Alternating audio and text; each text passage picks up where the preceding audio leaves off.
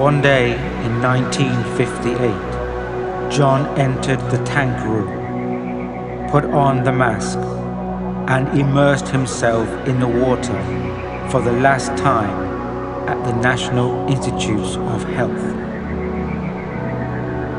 John went through his now more or less standard procedure of relaxing every muscle in his body while floating in the water.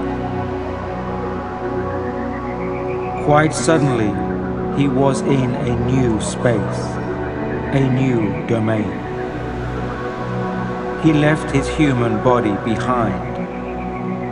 He left his human mind behind. He became a point of consciousness, of awareness, in an empty, infinite space filled with light. Slowly, two presences, two beings, began to approach him from a distance. There was a three-way exchange of direct thought, of direct meaning, of direct feeling, with no words. The conference of the three beings was taking place in a dimensionless space. The spaceless set of dimensions somewhere near the third planet of a small solar system dominated by a Type G star. The organization which they represented he would later call the Earth Coincidence Control Office, ECHO. We are meeting at this particular space-time juncture in order to review the evolution of a vehicle that we control on the planet Earth.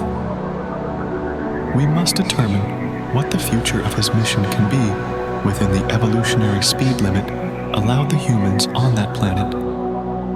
You, the first being, and I, the second being, have been controlling the coordination of coincidences of this agent on Earth. I feel it is important that we state all of this very clearly for the benefit of the third being who has been responsible for that human agent. It is the purpose of this conference among the three of us to make sure that the third being controls him so that he stays within certain well-defined limits and avoids the kinds of catastrophes certain other agents of ours have experienced on that planet. Currently, my agent is in a quandary. There were times when he had too much knowledge of me, necessitating repression so that he could continue to function as an acceptable human being in the society in which he lives.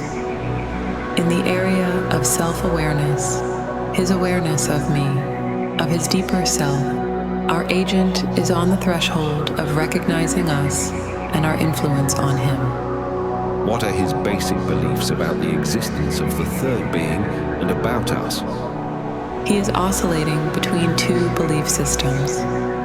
In the first, he believes that the mind is the computational software of the brain, that the brain evolved on the planet Earth from the forebears of man and generated man's consciousness.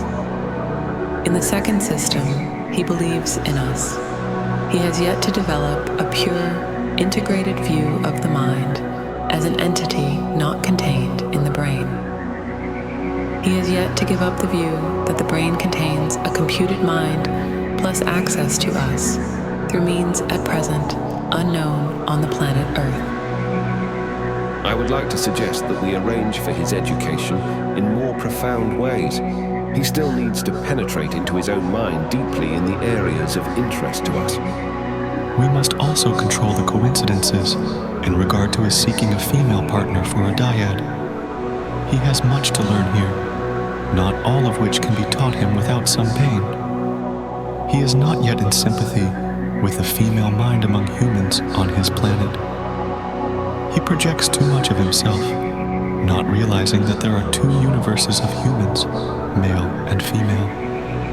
Nor is he aware that in the human social reality, there are many substructures of the male-female relationship. It is felt that coincidences must be regulated to help him continue the isolation work under better circumstances. We must continue our cover of our existence in his mind. If he is too aware of us at his current stage of training, he will be unable to operate in the human realities. I suggest that we temporarily cut off his awareness of us until later, when he is better prepared to deal with our existence.